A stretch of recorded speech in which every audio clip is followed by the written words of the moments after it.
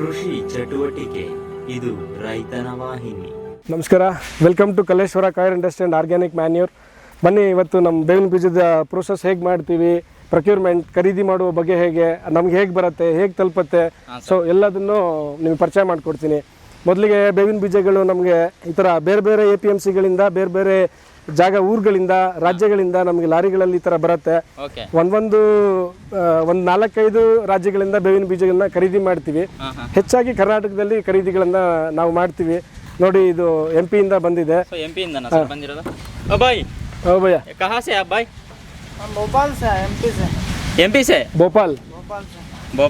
ನೋಡಿ, ಭೋಪಾಲ್ ಮಾರ್ಕೆಟ್ ಇಂದ ಬಂದಿದ್ದಾರೆ.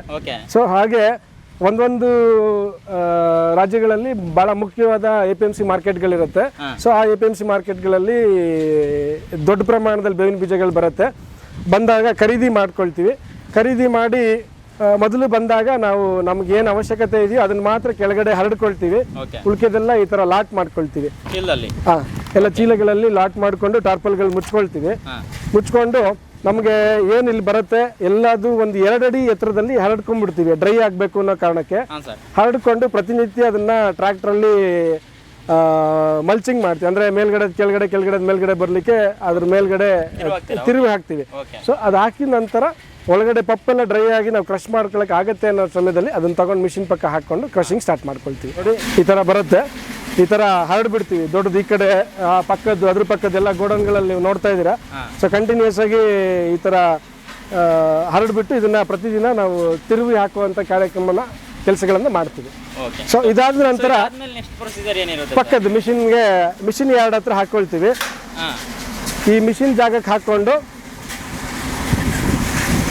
ನೋಡಿ, ಆ ಬಂಕರ್ ಒಳಗಡೆ ಬೇವಿನ ಬೀಜ ಸುರಿತಾರೆ. ಸುರಿದಿದ್ದು ಅಲ್ಲೊಂದು ಮ್ಯಾಗ್ನೆಟಿಕ್ ಕನ್ವೇಯರ್ ರನ್ ಆಗ್ತಾ ಇದೆ. ಸೊ ಆ ಮ್ಯಾಗ್ನೆಟಿಕ್ ಕನ್ವೇಯರ್ ಅಲ್ಲಿ ಕಬ್ಬಣಗಳು ಅಥವಾ ಯಾವುದಾದ್ರೂ ಪೀಸ್ಗಳಿದ್ರೆ ಪಕ್ಕಕ್ಕೆ ತೆಗೆದು ಹೊರಗಡೆ ಹಾಕುತ್ತೆ.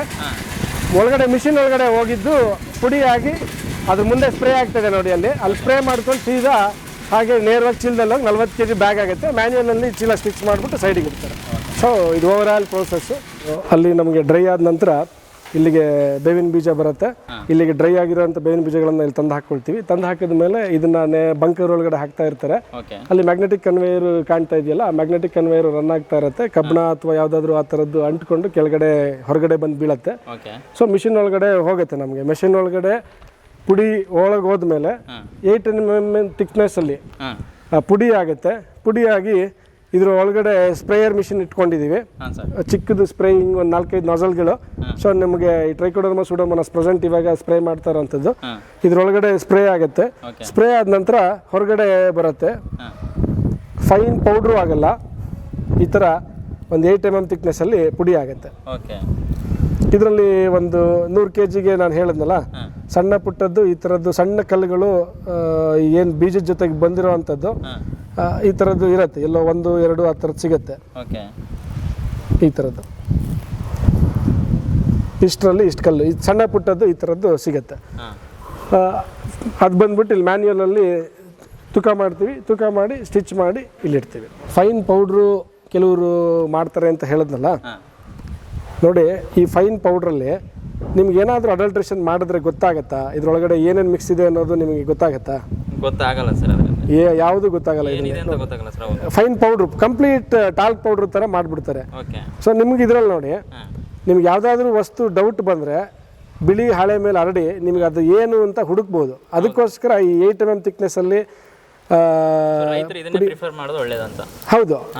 ಬಿಕಾಸ್ ಯಾಕಂದರೆ ಅಡಲ್ಟ್ರೇಷನ್ ಮಾಡುವಂಥ ಸಾಧ್ಯತೆಗಳೀಗ ನಾವು ನಮ್ಮ ಕಾಂಪಿಟೇಟರ್ಗಳು ನಮ್ಮದೇ ಥರದ ಕ್ವಾಲಿಟಿನ ಮಾಡಬಾರ್ದು. ಯಾಕಂದರೆ ಅವ್ರು ಅಡಲ್ಟ್ರೇಷನ್ ಮಾಡದೆ ಮಾಡೋಕ್ಕಾಗಲ್ಲ, ಮಾಡಬಾರ್ದು ಅನ್ನೋ ಕಾರಣಕ್ಕೆ. ಸೊ ಈ ಥರದ ಕೆಲವು ಸ್ಟ್ಯಾಂಡರ್ಡ್ಸನ್ನು ಪ್ರಾಡಕ್ಟಲ್ಲಿ ಈ ಸ್ಟ್ಯಾಂಡರ್ಡ್ಸನ್ನು ನಾವು ಇಟ್ಕೊಂಡಿದ್ದೀವಿ. ಇದರಲ್ಲಿ ಸ್ವಲ್ಪ ನಮಗೆ ಗುಜರಾತ್ ಭಾಗದಲ್ಲಿ ಸ್ವಲ್ಪ ಅಥವಾ MP ಭಾಗದಲ್ಲಿ ಸೀಡ್ಸ್ ಸ್ವಲ್ಪ ಚೆನ್ನಾಗಿರುತ್ತೆ. ನಮ್ಮದು ಸ್ವಲ್ಪ ಕಸ ಕಡ್ಡಿ ಕಲ್ಲು ಮಣ್ಣು ಸ್ವಲ್ಪ ಒಂದು 5-10% ತನಕ ಜಾಸ್ತಿ ಬರುತ್ತೆ. ಇದೇನಾಗುತ್ತೆ, ಇಲ್ಲಿ ನೋಡಿ ಬೇವಿನ ಬೀಜ ನೋಡಿ, ನಿಮಗಿದು ಕಾಣ್ತಾ ಇದೆ ಅನಿಸುತ್ತೆ. ಇವಾಗ ಮಳೆ ಬಂದರೆ ಬೀಜಗಳನ್ನು ಆರಿಸುವಂಥ ಸಂದರ್ಭದಲ್ಲಿ ಮಳೆ ಬಂದರೆ ಬೀಜದ ಮೇಲೆ ಕೂಡ ಹಿಂಗೆ ಮಣ್ಣು ಅಂಟ್ಕೊಂಡಿರತ್ತೆ. ಹಿಂಗೆ ಸೊ ಇದು ಮಣ್ಣು ಡ್ರೈ ಆದಾಗ ಬೀಳತ್ತೆ. ನಾವೇನು ಅಡಿಷನಲ್ ಆಗಿ ಮಣ್ಣು ಅಥವಾ ಕಲ್ಲು ಕಸ ಕಡ್ಡಿ ಏನು ತಂದು ಹಾಕಲ್ಲ. ಹೀಗೆ ಬನ್ನಿ. ಹಾಗೆ ಇದು MP ಸೀಡ್ಸ್ ಇದೆ. ಇದು ಮಳೆ ಬರದೇ ಇರುವಾಗ, ಮಳೆ ಬಂದರೆ ಎಲ್ಲ ಕಡೆನೂ ಅದೇ ಸಮಸ್ಯೆ. ಮಳೆ ಬರದೇ ಇರುವಾಗ ಡ್ರೈ ಇದ್ದರೆ ನಿಮಗೆ ಕಂಪ್ಲೀಟ್ ಅದಕ್ಕೆ ಯಾವುದೇ ಮಣ್ಣು ಅಂಟ್ಕೊಂಡಿರಲ್ಲ. ಸೊ ನಾವು ಅಂಟ್ಕೊಂಡಿರೋ ಮಣ್ಣನ್ನು ಬಿಡಿಸೋಕ್ಕೂ ಹಾಗಲ್ಲ. ಏನು ಮಣ್ಣು ಜೊತೆ ಬರುತ್ತೆ 100% ಮಣ್ಣು ಜೊತೆಗೇ ಇರುತ್ತೆ. ಕಂಪ್ಲೀಟ್ ಸೀಡ್ ಡ್ರೈ ಆದಾಗ ನಮಗೆ ಆ ಮಣ್ಣು ಬಿಟ್ಕೊಳತ್ತೆ. ಕೆಲವ್ರದ್ದು ಅದೊಂದು ಕಂಪ್ಲೇಂಟ್ ಏನಂದರೆ, ನೀವು ಮಣ್ಣು ಮಿಕ್ಸ್ ಮಾಡ್ತೀರಾ, ನೀವು ಕಲ್ಲು ಮಿಕ್ಸ್ ಮಾಡ್ತೀರಾ ಅಂತ. ಅಡಿಷ್ನಲ್ ಆಗಿ ನಾವು ಹೊರಗಡೆಯಿಂದ ಮಣ್ಣು ಅಥವಾ ಕಲ್ಲು ತಂದುಬಿಟ್ಟು ಮಿಕ್ಸ್ ಮಾಡಿ ಮಾಡೋಕ್ಕಾಗಲ್ಲ. ನೋಡಿ, ನಿಮಗೆ ಬೀಜದ ಮೇಲೆ ಕಂಪ್ಲೀಟಾಗಿ ನಿಮಗೆ ಕಸ ಕಡ್ಡಿ ಕಲ್ಲು ಮಣ್ಣು ಈ ಥರದ್ದು ಮಳೆ ಬಂದರೆ ನಮಗೆ ಈ ಥರದ್ದು ಜಾಸ್ತಿ ಬರುತ್ತೆ. ಸೊ ಈ ಕ್ವಾಲಿಟಿ ಕಂಟ್ರೋಲ್ ಮಾಡೋದು ನಮ್ಮ ಕೈಯಲ್ಲಿರಲ್ಲ. ಇದನ್ನು ಕಂಪ್ಲೀಟ್ ಡ್ರೈ ಆದಮೇಲೆ ಡಿಸ್ಟೋನರ್ಗೆ ಹಾಕ್ಬಿಟ್ಟು ಕಂಪ್ಲೀಟ್ ಪ್ಯೂರ್ ಸೀಡ್ಸೇ ತೊಗೋಬೋದು. ಬಟ್ ಆ ಕಾಸ್ಟ್ ಬಂದ್ಬಿಟ್ಟು ತುಂಬ ವೇರಿ ಆಗುತ್ತೆ. ಈಗ ಉದಾಹರಣೆ ನಾವು ಒಂದು 28 ರೂಪಾಯಿ ಕೊಡ್ತೀವಿ ಅಂತ ಅಂದ್ಕೊಳ್ಳಿ, ಅಥವಾ 26 ರೂಪಾಯಿ ಕೊಡ್ತಾ ಇದ್ದೀವಿ ಅಂತ ಅಂದ್ಕೊಳ್ಳಿ. ಸೊ ಆ ಕಾಸ್ಟ್ ನಾವು ಡಿಸ್ಟೋನ್ ಮಾಡಿ ಪ್ಯೂರ್ ಸೀಡ್ಸೇ ತೊಗೊಂಡು ಪುಡಿ ಮಾಡೋಕೆ ಹೋದರೆ 32-33 ರೂಪಾಯಿ ತನಕ ಹೋಗ್ಬಿಡುತ್ತೆ.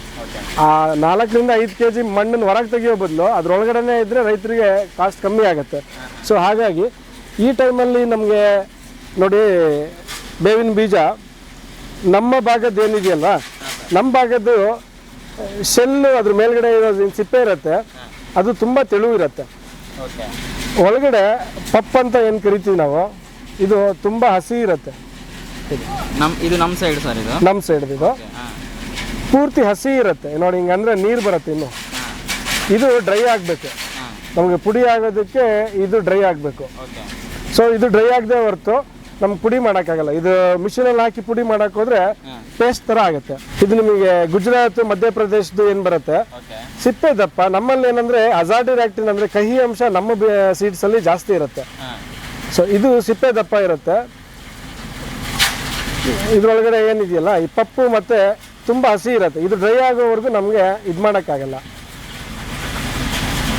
ನೋಡಿ, ಕಾಣ್ತಿದ್ಯಾ? ಸೊ ಇದು ಹಸಿ ಇರುತ್ತೆ, ಇದು ಡ್ರೈ ಆಗಬೇಕು. ಈಗ ಒಂದು ಒಣಗಿರೋ ಸೀಡಲ್ಲಿ ನಿಮಗೆ ತೋರಿಸ್ತೀನಿ. ಇದು ಡ್ರೈ ಸೀಡ್ಸ್ ಇದು. ಸೊ ಈ ಡ್ರೈ ಸೀಡ್ಸಲ್ಲಿ ನಮಗೆ ಈ ನಮ್ಮ ಕರ್ನಾಟಕದ ಸೀಡ್ ಆದರೆ ಸಿಪ್ಪೆ ಎಲ್ಲ ಒಣಗಿದ್ರೆ ಉದುರೆ ಹೋಗ್ಬಿಡುತ್ತೆ. ನಮಗೆ ಹೊರಗಡೆ ರಾಜ್ಯದ್ದಾದರೆ ಇನ್ನೂ ಸಿಪ್ಪೆ ಹಾಗೇ ಇರುತ್ತೆ. ಸೀಡ್ ಡ್ರೈ ಆದರೂ ಕೂಡ ಹಾಗೇ ಇರುತ್ತೆ. ನೋಡಿ, ಒಳಗಡೆ ಕಂಪ್ಲೀಟ್ ಡ್ರೈ ಇದೆ. ಇದು ಕಂಪ್ಲೀಟ್ ಡ್ರೈ ಇದೆ. ಆದರೆ ಸಿಪ್ಪೆ ನಮ್ಮದು ನಮ್ಮ ರಾಜ್ಯದ್ದು ಕರ್ಗೋಗ್ಬಿಡತ್ತೆ. ಇದು ಸ್ವಲ್ಪ ಸಿಪ್ಪೆ ದಪ್ಪ. ಮತ್ತು ಇವಾಗ ಈ ವರ್ಷ ಬಂದಿರೋದೆ, ಹೋದ ವರ್ಷ ಅಲ್ಲ, ಈ ವರ್ಷ ಬಂದಿರೋದ್ರಲ್ಲೇ ನಮ್ಮದು ನೋಡಿ ಸೀಡ್ಸು, ನಮ್ಮ ಸೀಡ್ಸ್ಗಳೇ ಮೇಲ್ಗಡೆ ಆಲ್ಮೋಸ್ಟು ಸಿಪ್ಪೆಗಳು ಇನ್ನು ಹಸಿ ಇದ್ದಂಗೆ ಉದುರು ಬಿಡುತ್ತೆ, ಒಣಗೋಗ್ಬಿಡುತ್ತೆ. ಸೊ ನಾವು ಅದಕ್ಕೆ ಏನು ಮಾಡ್ಕೊಳ್ತೀವಿ, ಮಾಡುವಾಗ 2-3 ಹಂತಗಳಲ್ಲಿ ಸೀಡ್ಸನ್ನು ಮಿಕ್ಸ್ ಮಾಡ್ಕೊಳ್ತೀವಿ. ಅಂದರೆ ಕರ್ನಾಟಕದ್ದು ಬೇವಿನ ಬೀಜ ಏನು ಬರುತ್ತೆ, ಕರ್ನಾಟಕದ ಬೇವಿನ ಬೀಜ ಭೂಮಿಲಿ ಸ್ವಲ್ಪ ಭಾಳ ಬೇಗ ಸ್ವಲ್ಪ ಕರಗತ್ತೆ. ನಮಗೆ ಹೊರಗಡೆ ರಾಜ್ಯಗಳದ್ದು ಏನಾಗುತ್ತೆ, ಸ್ವಲ್ಪ ಲಾಂಗ್ ಟರ್ಮಲ್ಲಿ ಇರುತ್ತೆ. ನಮ್ಮದಲ್ಲಿ ಅಜಾಡಿರಾಕ್ಟಿನ್ ಸ್ವಲ್ಪ ಜಾಸ್ತಿ ಇರುತ್ತೆ, ಆಯಿಲ್ ಕಂಟೆಂಟು ಆ ಸೀಡ್ಸಲ್ಲಿ ಸ್ವಲ್ಪ ಕಡಿಮೆ ಇರುತ್ತೆ. ಸೊ ಎಲ್ಲ ಮಿಕ್ಸ್ ಮಾಡಿದಾಗ ಲಾಂಗ್ ಟರ್ಮ್ ಒಂದು ಅಪ್ ಟು 6 months 8 months ತನಕ ನಮಗೆ ಕಂಟಿನ್ಯೂ ಆಗಿ ಭೂಮಿಲಿ ಇರುತ್ತೆ. ಮತ್ತು ನಾವೇನು ಪರ್ಪಸ್ಸಿಗೆ ಆಗ್ತಾಯಿದ್ದೀವಿ ಆ ಪರ್ಪಸ್ಸು ನಮಗೆ ಸರ್ವೈವ್ ಆಗುತ್ತೆ. ಸೊ ನಮಗೆ ಇಲ್ಲಿ ಟಾಸ್ಕ್ ತುಂಬ ಚಾಲೆಂಜಿಂಗ್ ಟಾಸ್ಕ್ ಏನಂದರೆ ಪ್ರೈಸ್ ಮ್ಯಾನೇಜ್ಮೆಂಟ್ ಮಾಡೋದೇ ದೊಡ್ಡ ಟಾಸ್ಕ್. ಏನಾಗುತ್ತೆ, ಪ್ರತಿ ವರ್ಷ ಜೂನ್ 1ನೇ ತಿಂಗಳಲ್ಲಿ ಸೀಡ್ ಬರೋದು ಆಲ್ ಓವರ್ ಇಂಡಿಯಾ.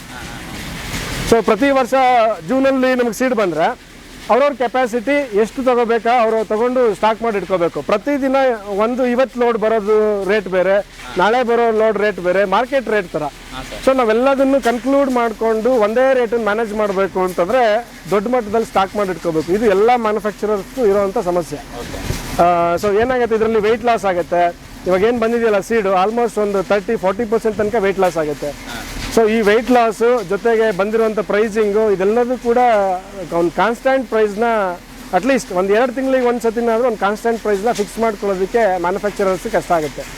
ಈ ಓವರಾಲ್ ಇಂಡಸ್ಟ್ರೀಲಿ ಏನಂದರೆ ಡ್ರಾಬ್ಯಾಕ್ ಇದೊಂದೇ. ಈ ಇಂಡಸ್ಟ್ರಿಗಳು ಯಾರಾದರೂ ಓಪನ್ ಮಾಡ್ಬೋದಾ ಅಂತ ತುಂಬ ಜನ ಬರ್ತಾರೆ, ಕೇಳ್ಕೊಂಡು ಹೋಗ್ತಾರೆ, ನೋಡ್ತಾರೆ. ಬಟ್ ಒಂದೇ ಡ್ರಾಬ್ಯಾಕು, ಮೆಷಿನರಿಗೆ ಒಂದು 8 ಲಕ್ಷ 6 ಲಕ್ಷ 8 ಲಕ್ಷದಲ್ಲಿ ಸಿಕ್ಬಿಡುತ್ತೆ. ಬಟ್ ಬೇವಿನ ಬೀಜ ಸ್ಟಾಕ್ ಮಾಡ್ಕೊಳ್ಳೋದಿದೆಯಲ್ಲ ಅದು ಭಾಳ ಮೇಜರ್ ಪ್ರಾಬ್ಲಮ್. ನಾವು ಕೂಡ ತುಂಬ ಚಿಕ್ಕದಲ್ಲಿ ಸ್ಟಾರ್ಟ್ ಮಾಡ್ಕೊಂಡಿದ್ದು. ಸ್ಟಾರ್ಟ್ ಮಾಡ್ಕೊಂಡಿದ್ದಾದ್ರೂ ಈ ಪ್ರೈಸ್ ಮ್ಯಾಚ್ ಮಾಡಲೇಬೇಕು ಅನ್ನೋ ಚಾಲೆಂಜ್ಗೆ ನಂದು ಈ ವರ್ಷದ ಪ್ರೊಡಕ್ಷನ್ ಏನು ಒಂದು ಅಸಂಪ್ಷನ್ ಇರುತ್ತೆ, ನಮಗೆ ಇಷ್ಟು ಸೇಲ್ ಆಗ್ಬೋದು ಅನ್ನೋ ಒಂದು ಅಸಂಪ್ಷನ್ ಇರುತ್ತೆ. ಸೊ ಆ ಅಸಂಪ್ಷನ್ ಆಧಾರವಾಗಿ ಇಟ್ಕೊಂಡು ನಾವೇನು ಮಾಡ್ತೀವಿ, ಅಷ್ಟನ್ನು ಸ್ಟಾಕ್ ಲಾಸ್ಟ್ ಕಳೆದ ವರ್ಷ 4,500 ಟನ್ನಷ್ಟು ಮಾಡಿದ್ವಿ. ಅದ್ರ ಹಿಂದಿನ ವರ್ಷ 3,800 ಟನ್ನಷ್ಟು ಮಾಡಿದ್ವಿ. ಈ ವರ್ಷ ಒಂದು 5,600 ಟನ್ನಷ್ಟು ಎಕ್ಸ್ಪೆಕ್ಟೇಷನ್ ಇಟ್ಕೊಂಡಿದ್ದೀವಿ. ಏನು ನಮಗೆ ರೆಗ್ಯುಲರ್ ಕಸ್ಟಮರ್ಸು, ಸೊಸೈಟಿಗಳು, ಪ್ಯಾಕ್ಸಿಗೆ ಏನು ಸಪ್ಲೈ ಮಾಡ್ತಾ ಇದ್ದೀವಿ.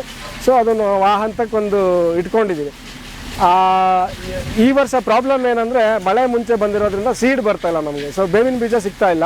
ಸೊ ಯಾವ ಹಂತದವರೆಗೂ ರೇಟ್ ಅಂತೂ 100% ಜಾಸ್ತಿ ಆಗುತ್ತೆ. ಜೊತೆಗೆ ಎಲ್ಲಿವರೆಗೂ ಮ್ಯಾನುಫ್ಯಾಕ್ಚರ್ ಮಾಡೋಕ್ಕಾಗತ್ತೆ, ಸೀಡ್ ನಮ್ಗೆ ಅವೈಲೇಬಿಲಿಟಿ ಎಲ್ಲಿವರೆಗೂ ಇರುತ್ತೆ ಅಲ್ಲಿವರೆಗೂ ಮಾಡೋ ಪ್ರಯತ್ನ ಮಾಡ್ತೀನಿ. ಸೊ ನಾವು ಕಾನ್ಸ್ಟೆಂಟಾಗಿ ಇಟ್ಕೊಳ್ಳೋ ಪ್ರೈಸು ಉದ್ದೇಶನೇ ನಾವು ಸ್ಟಾಕ್ ಇಟ್ಕೊಂಡಿರ್ತೀವಿ. ಈಗ ನಾನು ಇವತ್ತೊಂದು ಲೋಡ್ ತಂದು ಇಟ್ಕೊಂಡಿರ್ತೀನಿ, 2ನೇ ಲೋಡನ್ನು ನಾನು ನಾಳೆ ಇನ್ನೊಬ್ರು ತೊಗೊಳ್ತೀನಿ ಅಂದರೆ ಎಗೇನ್ ಅವ್ರು ಮಾರ್ಕೆಟಿಂದ ತೊಗೊಂಡಿರ್ತಾರೆ, ಲೋಡಿಂಗು, ಟ್ರಾನ್ಸ್ಪೋರ್ಟೇಷನ್ ಅವ್ರು ಸ್ಟಾಕ್ ಮಾಡ್ಕೊಳ್ತಾರೆ. ಆ ಸ್ಟಾಕಿಗೆ ಇನ್ವೆಸ್ಟ್ಮೆಂಟು, ಅದಕ್ಕೆ ಇಂಟ್ರೆಸ್ಟು, ಮತ್ತೆ ವಾಪಸ್ ಲೋಡಿಂಗ್ ಆಗುತ್ತೆ, ಮತ್ತೆ ಇಲ್ಲಿ ಟ್ರಾನ್ಸ್ಪೋರ್ಟೇಷನ್, ಇದು ಓವರಾಲ್ ಕಾಸ್ಟು ಒಂದು 2 ರೂಪೀಸ್ ಜಾಸ್ತಿ ಆಗುತ್ತೆ. ಸೊ ನಮ್ಮದು ಒಂದೇ ಸಲ APMCಯಿಂದ ಲೋಡ್ ಆಗುತ್ತೆ, ನೇರವಾಗಿ ಬಂದು ಗೋಡೌನಲ್ಲಿ ಇರುತ್ತೆ, ನಮ್ದು ಇಲ್ಲೇ ಇರುತ್ತೆ. ಸೊ ಅವ್ರಿಗೂ ನಮಗೂ ಪ್ರತಿ 3 ರಿಂದ 4 ರೂಪಾಯಿ ಒಂದೊಂದೇ ಲೋಡ್ ತರಿಸಿ ಮಾರೋರ್ಗು, ಸ್ಟಾಕ್ ಇಟ್ಕೊಂಡು ಮಾರೋರ್ಗು ಈ ಕಾಸ್ಟ್ ಇಲ್ಲಿ ವರ್ಕೌಟ್ ಮಾಡ್ಕೊಳ್ತೀವಿ. ಜೊತೆಗೆ ಏನಂದರೆ ಈ ತಿಂಗಳಲ್ಲಿ ಏನು ತೂಕ ಕಡಿಮೆ ಆಗಿರುತ್ತೆ, ಆ ತೂಕ ಕಡಿಮೆ ಆಗಿರೋವಂಥದ್ದನ್ನು ನೋಡ್ಕೊಂಬಿಟ್ಟು ನಾವು ಮ್ಯಾಚ್ ಮಾಡ್ತೀವಿ. ನೀವು ಕಷ್ಟಪಟ್ಟು ದುಡಿದ ಹಣದಲ್ಲಿ ತೊಗೊಂಡು ಕಡಿಮೆ ರೇಟಿಗೆ ಸಿಗುತ್ತೆ ಅಂತ ಯಾವುದೋ ಒಂದು ತೊಗೊಂಡು ಹಾಕೋದ್ರಿಂದ, ಅದು ಹಾಕದೇ ಇದ್ರೂ ಪರವಾಗಿಲ್ಲ, ಹಾಕೋದ್ರಿಂದ ಆಗೋ ಅನುಕೂಲಕ್ಕಿಂತ ಅನಾನುಕೂಲನೇ ಜಾಸ್ತಿ ಆಗಿರುತ್ತೆ. ಎಲ್ಲಿಂದ ತೊಗೊಳ್ತೀವಿ, ಆ ಸೋರ್ಸ್ ಏನು, ನಮ್ಗೆ ಯಾವ ಥರ ಬರುತ್ತೆ, ಮ್ಯಾನುಫ್ಯಾಕ್ಚರ್ ಏನಾಗುತ್ತೆ, ಒಂದು ಐಡಿಯಾನಾದರೂ ಬರುತ್ತೆ, ಒಂದು ಎಜುಕೇಟ್ ಬರುತ್ತೆ, ನಿಮಗೆ ಅದ್ರ ಬಗ್ಗೆ ಜ್ಞಾನ ಬರುತ್ತೆ. ಸೊ ನನ್ನ ಹತ್ರನೇ ತೊಗೊಳ್ಳಿ ಅಂತ ನಾನು ಹೇಳ್ತಾ ಇಲ್ಲ, ಒಂದು ಟ್ರಸ್ಟೆಡ್ ಸೋರ್ಸ್ಗಳಿಂದ, ಒಂದು ನಂಬಿಕೆ ಇರೋವಂಥ ಸೋರ್ಸ್ಗಳಿಂದ ನೀವು ತೊಗೊಂಡು ಬಳಕೆ ಮಾಡುವಂಥದ್ದು ಉತ್ತಮ ಅನ್ನೋದು ನನ್ನ ಸಲಹೆ. ಜೊತೆಗೆ ಒಂದು ಅಪ್ಡೇಟೆಡ್ ಇವತ್ತು ಏನೇನು ರೈತರುಗಳಿಗೆ ಅವಶ್ಯಕತೆ ಇದೆ ಅನ್ನೋದನ್ನು ಅಡಾಪ್ಟ್ ಮಾಡಿಕೊಂಡು ಅದನ್ನು ಬಳಕೆ ಮಾಡಿಕೊಂಡು ನಿಮಗೆ ತಲುಪಿಸುವಂಥ ವ್ಯವಸ್ಥೆ ಮಾಡ್ತಾಯಿದ್ದೀವಿ. ಇದನ್ನು ಬಳಕೆ ಮಾಡ್ಕೊಳ್ಳಿ. 100% 4-5 ವರ್ಷದಿಂದ ಕಂಟಿನ್ಯೂಸ್ ಬಳಕೆ ಮಾಡ್ತಿರೋರು ಅದ್ರ ಬದಲಾವಣೆಗಳನ್ನು ಕೇಳಿ ಒಂದು ಸ್ವಲ್ಪ ಹಾಕೋದು. ಕೆಲವ್ರು ಏನು ಮಾಡ್ತಾರೆ, 1 kg ಹಾಕೋ ಹತ್ರ 1/4 kg ಹಾಕೋದು, ಅದು ಉಪಯೋಗನೇ ಆಗಲ್ಲ. ಹಾಕೋಕ್ಕೆ ಹೋಗ್ಬೇಡಿ. ಆ ಥರ ಇದ್ದರೆ ಅರ್ಧ kg ಹಾಕೋ ಹತ್ರ ಇನ್ನೊಂದು ಸ್ವಲ್ಪ ಏನೋ ಹಾಕೋದು, ಎಲ್ಲೋ ಚೌಕಾಸಿ ಮಾಡೋಕ್ಕೆ ಹೋಗ್ತೀರ. ಬೇಕಿದ್ರೆ 100 ಮರಕ್ಕೆ ಹಾಕಿ, 500 ಮರಕ್ಕೆ ಹಾಕಿ. ನನ್ನ ಹತ್ರ ಅಷ್ಟು ಹಣ ಇಲ್ಲ, ಪೂರ್ತಿ ಹಾಕೋಕ್ಕಾಗಲ್ಲ ಅಂತಂದರೆ ಅದರ ಏನು ನಾವು ಹೇಳೋವಂಥ ಆ ಕ್ವಾಂಟಿಟಿನ ಹಾಕಿದ್ರೆ 100% ರಿಸಲ್ಟ್ ಬರುತ್ತೆ. ಸೊ ಅದೆಲ್ಲದನ್ನು ನೀವು ಇಲ್ಲಿ ತೊಗೊಳಕ್ಕೆ ಬಂದಾಗ ಪ್ರತಿಯೊಂದು ಮಾಹಿತಿ ಕೊಟ್ಬಿಟ್ಟು ನಿಮಗೆ ಕೊಡುವಂಥ ವ್ಯವಸ್ಥೆ ಮಾಡ್ತೀವಿ. ಜೊತೆಗೆ ಕೊನೆಗೆ ಏನು ನಾನು ತಮ್ಮ ಹತ್ರ ಕೇಳ್ಕೊಳ್ಳೋದಂದರೆ, ಒಳ್ಳೆಯ ಉತ್ಪನ್ನಗಳನ್ನು ಮ್ಯಾನುಫ್ಯಾಕ್ಚರ್ ಮಾಡ್ತಾಯಿದ್ದೀವಿ, ಬಂದು ನೋಡಿ ಒಂದು ಸಲ, ಇಷ್ಟ ಆದರೆ ತೊಗೊಳ್ಳಿ, ಇಲ್ಲ ಅಂತಂದರೆ ಬೇಡ. ಇದ್ರ ಜೊತೆಗೆ ನೀವು ನಮ್ಮನ್ನು ಇದುವರೆಗೂ ಬೆಳೆಸಿದ್ದೀರಾ, ನೀವು ಅದನ್ನು ಬಳಸಿ ನೀವು ಬೆಳೀರಿ, ಜೊತೆಗೆ ನಮ್ಮನ್ನು ಬೆಳೆಸಿ ಅಂತ ನಾನು ನನ್ನ ಸಂಸ್ಥೆ ಮುಖಾಂತರ ಕೇಳ್ಕೊಳ್ತಾ ಇದ್ದೀನಿ. ಕೃಷಿ ಚಟುವಟಿಕೆ ಇದು ರೈತನ ವಾಹಿನಿ.